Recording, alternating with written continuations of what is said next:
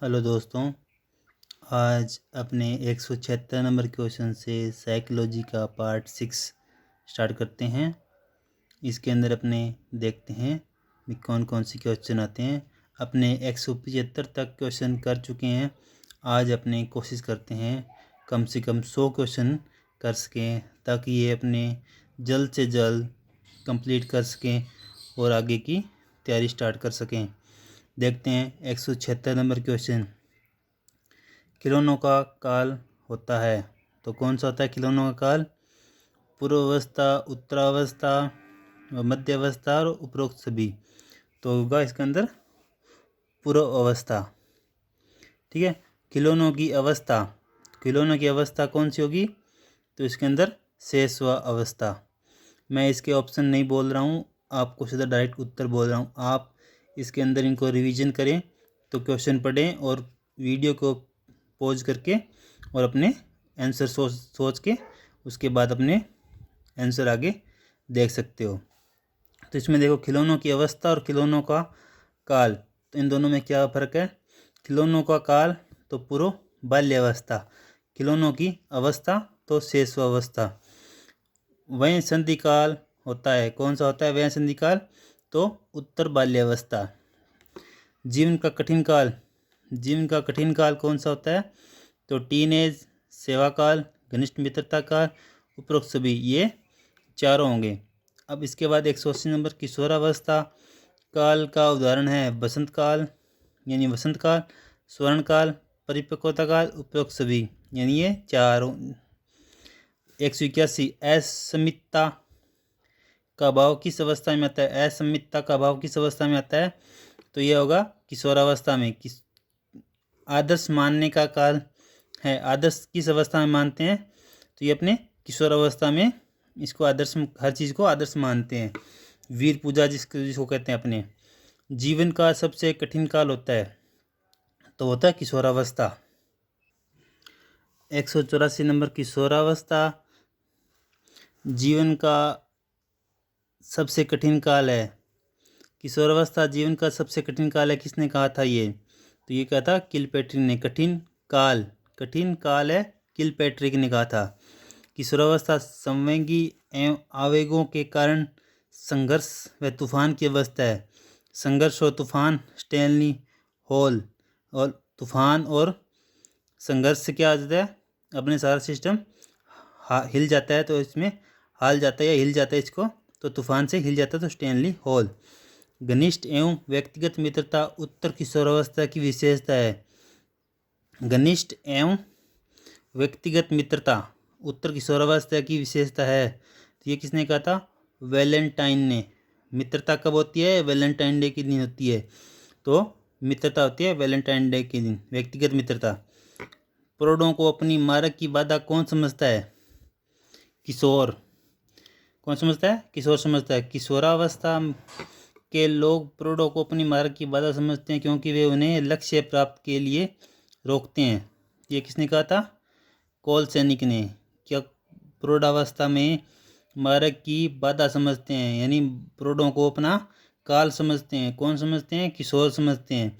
तो काल सैनिक, काल समझते हैं प्रौढ़ों को। किशोरावस्था के लोग सेवा के आदर्शों की स्थापना एवं पोषण करते हैं। सेवा के आदर्शों की स्थापना और पोषण करते हैं, किसने कहा था? रोस ने कहा था। सेवा नहीं करने दोगे तो रूस जाएंगे, यानी रोस होगा उसका। तो वर्तमान की शक्ति और एवं भविष्य की आशा प्रस्तुत करती है, यह किशोरावस्था के लिए कहा था। किसने कहा था? क्रो एंड क्रो ने। क्या है? शक्ति एवं भविष्य की आशा, दो बार है ना, शक्ति और आशा। Crow and crow. किशोरावस्था बाल्यावस्था से निकलकर आई परिपक्वता की अवस्था है। किशोरावस्था बाल्यावस्था से निकलकर आई परिपक्वता की अवस्था है, जरशील्ड ने कहा था। तो अगले 92 नंबर क्वेश्चन 192। 11-12 वर्ष की अवस्था में उठने वाला ज्वार ही किशोरावस्था है, इसे सही दिशा में मोड़ देना चाहिए, किसने कहा था ये? तो हेडोकमेटी ने। कमेटी, ये बड़ी बड़ी बातें कौन करती है? कमेटियाँ करती है। तो सही दिशा में मोड़ने का काम एक कमेटी ही कर सकती है। किशोर मनोवैज्ञानिक के जनक हैं, किशोर मनोवैज्ञानिक के जनक कौन है? Stanley hall. अकस्मात परिवर्तन का सिद्धांत किसने दिया था? अकस्मात परिवर्तन का स्टैनली हॉल ने। रूडोल्फ सेंस पुस्तक किसने लिखी थी? रूडोल्फ सेंस पुस्तक किसने लिखी थी? तो स्टैनली हॉल ने। क्रमिक विकास क्रम सिद्धांत दिया था। क्रमिक विकास सिद्धांत क्रमिक थॉर्नडाइक, हॉलिंग और किंग, उपरोक्त सभी, तो उपरोक्त सभी ने दिया था। आगे देखो 197 बालकों की सदी है। कौन सदी है? 20वीं सदी। प्याजे के अनुसार बुद्धि का विकास पूर्ण हो जाता है 15 से 16 वर्ष के अंदर पूर्ण हो जाता है। थॉर्नडाइक के अनुसार बुद्धि का पूर्ण विकास हो जाता है, तो इसका हो जाता है 18 वर्ष की आयु तक। नैतिक विकास का सिद्धांत किसने दिया था? नैतिक विकास का सिद्धांत कोहलबर्ग के द्वारा दिया गया था। नैतिक कैसे? कोहलबर्ग। कोहलबर्ग के अनुसार बताई गई अवस्था व सोपान क्रमशः है 3 एवं 6। 3 एवं 6 क्या? 3 क्या है? अवस्था, और सोपान कितने होंगे? 6। पूर्व परंपरागत अवस्था काल होता है 3 से 9 वर्ष। पूर्व परंपरागत अवस्था 3 से 9 वर्ष की अवस्था को कहते हैं प्राक रूढ़िवादी, प्री कन्वेंशनल, पूर्व परंपरागत और उपरोक्त सभी। तो इसका होगा उपरोक्त सभी। आगे 204 नंबर पूर्व परंपरागत अवस्था में आता है दंड, आज्ञा पालन, साधनात्मक, लालच व पुरस्कार। चौथा है उपरोक्त सभी, तो इसका हो गया उपरोक्त सभी। परंपरागत अवस्था काल है, परंपरागत अवस्था काल कौन सा है? 9 से 15। 9 से 15 वर्ष का काल को कहते हैं रूढ़िवादी, कन्वेंशनल, परंपरागत और उपरोक्त सभी। तो इसको क्या कहते हैं? उपरोक्त सभी। उत्तर परंपरागत अवस्था काल कौन सा है? उत्तर परंपरागत अवस्था काल कौन सा है? तो यह होगा 15 से आगे। उत्तर परंपरागत अवस्था का अन्य रूप कौन सा है? पश्च रूढ़िवादी, पोस्ट कन्वेंशनल, दोनों उपरोक्त में से कोई नहीं, यानी दोनों होंगे। तो इसके अंदर अपन देख लिए रूढ़िवादी, पूर्व रूढ़िवादी और पश्च रूढ़िवादी, यानी 3 काल होते हैं और उनकी अवस्था अलग अलग। सामाजिक बंधन अथवा सार्वत्रिक नीति किस अवस्था में आती है? तो इसका होगा पश्च परंपरागत, यानी सामाजिक बंधन पश्च परंपरागत अवस्था में आते हैं। प्रशंसा सुनना, व्यवस्था कर बनाना, व्यवस्था बिगाड़ने की अवस्था कौन सी होती है? तो ये होती है मध्यम अवस्था, यानी मध्य परंपरागत अवस्था होती है। पूर्व, पश्च और मध्य, यानी मध्य की परंपरागत अवस्था होती है। जो क्या होती है? इसके अंदर व्यवस्था बनाए रखने के लिए उत्तरदायी होती है। अधिगम है जानना, सीखना, पढ़ना, देना। अधिगम है सीखना। अधिगम है पढ़ने की प्रक्रिया, व्यवहार में सीखने की प्रक्रिया, व्यवहार में सीखने की स्थायी, व्यवहार में परिवर्तन, और उपरोक्त में से कोई नहीं। तो इसका होगा सीखने की स्थायी परिवर्तन व्यवहार के अंदर। प्रतिदिन होने वाले नए नए अनुभवों के कारण व्यवहार में आने वाला स्थायी परिवर्तन ही अधिगम है। प्रतिदिन होने वाले नए नए अनुभव के कारण व्यवहार में आने वाले स्थायी परिवर्तन, तो कौन से? सार्टेन स्थायी परिवर्तन। सार्टेन कौन से परिवर्तन करता है? स्थायी परिवर्तन करता है। नवीन ज्ञान एवं प्रतिक्रियाओं का अर्जन ही अधिगम है। नवीन ज्ञान एवं प्रतिक्रिया, वैसे वुडवर्थ, न वी न वह, और नवीन ज्ञान वुडवर्थ ने। गुड वर्क क्या होता है? नवीन होते हैं। अच्छे वर्क कौन से होते हैं? नवीन होते हैं। व्यवहार में उत्तरोत्तर अनुकूलन ही अधिगम है। उत्तरोत्तर और स्किनर, ये देखो उत्तरोत्तर और स्किनर। व्यवहार के कारण व्यवहार में होने वाले स्थायी परिवर्तन, ये किसने कहा था? गिलफर्ड ने। व्यवहार के कारण व्यवहार, गिलफर्ड। नया ज्ञान, आदत एवं अभिवृत्तियों का अर्जन ही अधिगम है, ये किसने कहा था? क्रो एंड क्रो ने। नया ज्ञान, आदत एवं अभिवृत्तियाँ, नया ज्ञान, आदत एवं अभिवृत्तियाँ, ये क्या है? 3 है ना, एवं आदत एवं अभिवृत्ति, क्रो एंड क्रो, 2 है इसमें भी है। तो इस प्रकार से अपने इनको ट्रिक से याद कर सकते हैं। आगे अपने करते हैं 218 नंबर से, अनुभव एवं प्रशिक्षण के द्वारा व्यक्ति के व्यवहार में आने वाला स्थायी परिवर्तन अधिगम कहलाता है। किसने कहा था? गेट्स। अनुभव किससे अनुभव प्राप्त करते हैं? गेट, प्राप्त करना। अनुभव प्राप्त किससे करते हैं? प्रशिक्षण से प्राप्त करते हैं। एक बालिका को घर के कार्यों में माँ सहायता करती थी।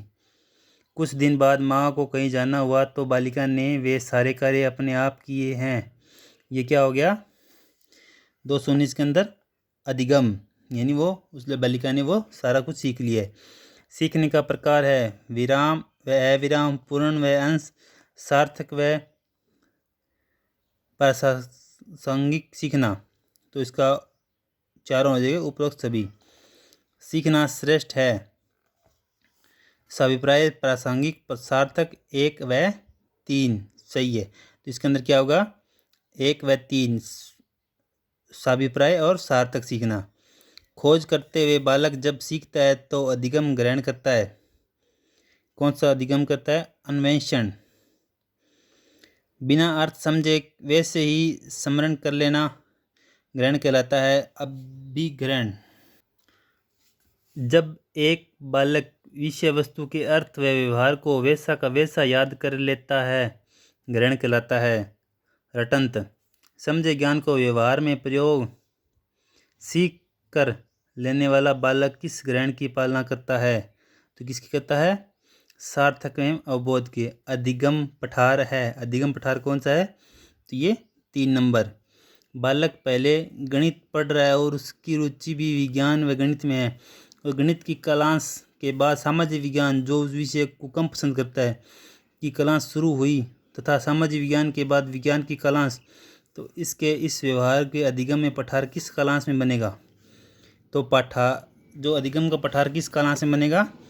तो ये बनेगा अपने सामाजिक की क्लास में।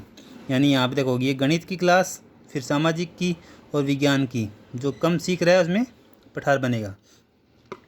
अधिगम पठार प्रभावित होता है विषय एवं बिंदुवत पर, शिक्षक एवं शिक्षक की विधि पर, बालक एवं बालक के समय पर, और उपरोक्त सभी अधिगम के वक्र होते हैं। तो वक्र होते हैं 4। आगे देखते हैं अपने कौन कौन से वक्र होते हैं। एक बालक के कक्षा 8, 10, 12 में प्राप्तांक क्रमशः 70%, 80% और 82% है तो किस अधिगम वक्र की पालना करता है? पहले 70 थे, फिर 80 हो गए, फिर 82 हो गए, तो ये धनात्मक या उत्तरोत्तर। किसी बालक कक्षा में प्रातःकाल तेज गति से सीखता है तथा अंतिम क्लास तक वह थक जाता है तथा उसके सीखने की दर में कमी आ जाती है, तो वक्र बनेगा। तो वक्र कौन सा बनेगा? तो ऋणात्मक। किसी बालक का विकास एक समान चले तो वक्र कहलाता है सरल वक्र। बालक का विकास परिस्थिति के अनुसार ऊपर नीचे चले तथा स्थिर ना हो तो कभी तो वक्र होगा एस या यू आकार का, यानी ऊपर नीचे होने पर। अधिगम वक्र में सबसे श्रेष्ठ वक्र कौन सा होता है? तो अधिगम वक्र में धनात्मक सबसे श्रेष्ठ होता है। जब एक व्यक्ति एक व्यवहार को सीख कर दूसरे व्यवहार में लाता है तो वह कहलाता है अधिगम का स्थानांतरण, अधिगम का विकास, अधिगम का विश्राम, अधिगम का स्थायीकरण। तो अधिगम का स्थानांतरण। आगे क्वेश्चन 236। पहली परिस्थिति में प्राप्त ज्ञान, अभियोगिता एवं कौशल को दूसरी परिस्थिति में उपयोग ही अधिगम अंतरण है। ये किसने कहा था? कॉल सैनिक ने।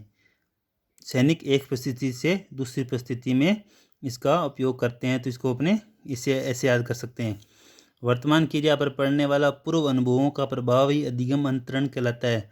वर्तमान क्रिया पर पड़ने वाले पूर्व अनुभवों का तो अंडरवुड, यानी किसकी अंडर में हो, अंडर में पुराने बातों के अंडर में हो तो पुरानी बातों से, पूर्व अनुभवों से अपने कर सकते हैं अंडरवुड।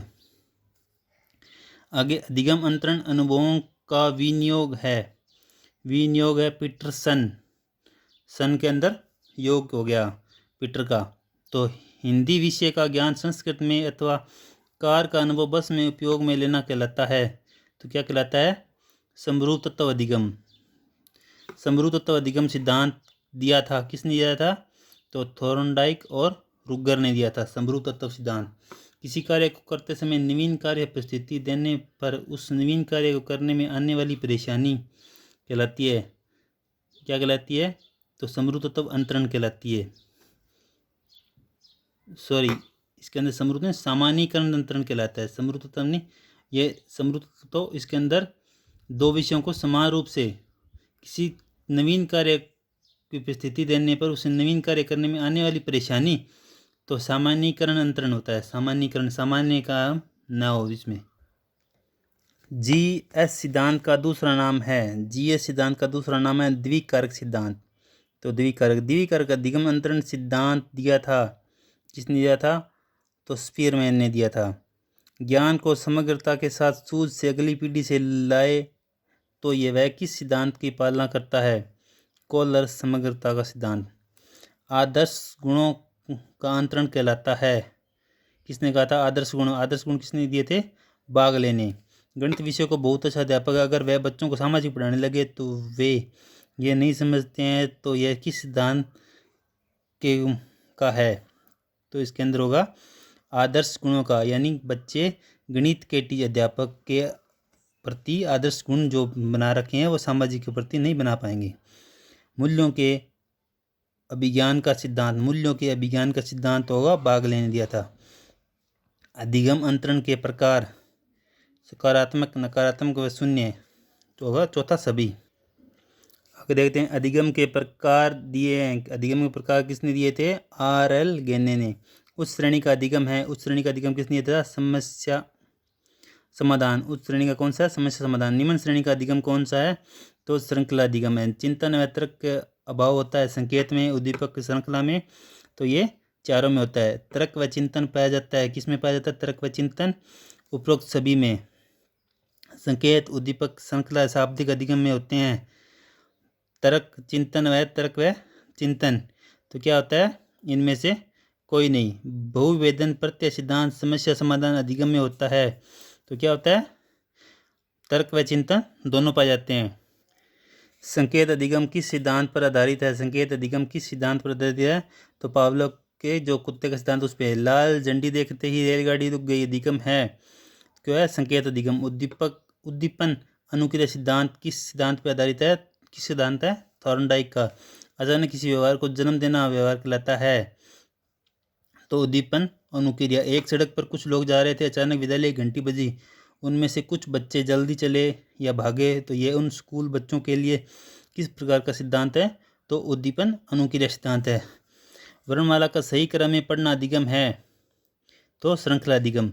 एडमिन गुथ्री के सिद्धांत पर आधारित गेने के सिद्धांत है, तो श्रृंखला अधिगम। कक्षा में बालक बहुत बुद्धिमान है, वह प्रथम श्रेणी के पास हो सकता है, लेकिन परीक्षा के दिन वह बीमार हो गया और वह पढ़ नहीं पाया तो वह फेल हो गया तथा अचानक अध्यापक द्वारा प्रथम आने की संभावना थी, लेकिन वह शब्दों के ज्ञान के अभाव में फेल हो गया और गेने के किस सिद्धांत की ओर संकेत करता है? तो यह शाब्दिक अधिगम सिद्धांत। एक से अधिक विकल्प में से किसी एक को अलग करना कहलाता है, तो क्या कहलाता है? ये बहुविवेदन। विभिन्न प्रकार के आविष्कार होना, विचार का उन्नत होना अधिगम कहलाता है। विचार का उन्नत होना प्रत्यय अधिगम। निश्चित सिद्धांतों पर आधारित अधिगम होता है। निश्चित सिद्धांतों पर कौन? सिद्धांत अधिगम। H2O से H2+O से जल बनना, H2+O ऑक्सीजन से जल बनना ये अधिगम है। कौन सा अधिगम है? तो इसके अंदर ये सिद्धांत है, क्योंकि ये जल बनने का एक सिद्धांत है। सर्वोत्तम श्रेणी का अधिगम होता है, तो समस्या समाधान। विश्व विकास के लिए जिम्मेदार अधिगम कौन सा है? तो समस्या समाधान है। समस्या समाधान किसके सिद्धांत पर आधारित है? तो गेस्टाल्टवाद के सिद्धांत पर आधारित है। अधिगम के संप्रत्यय दिए थे, तो विलियम जेम्स ने दिए थे। द प्रिंसिपल ऑफ साइकोलॉजी पुस्तक किसने लिखी थी? तो ये लिखी थी विलियम जेम्स 1890 के अंदर।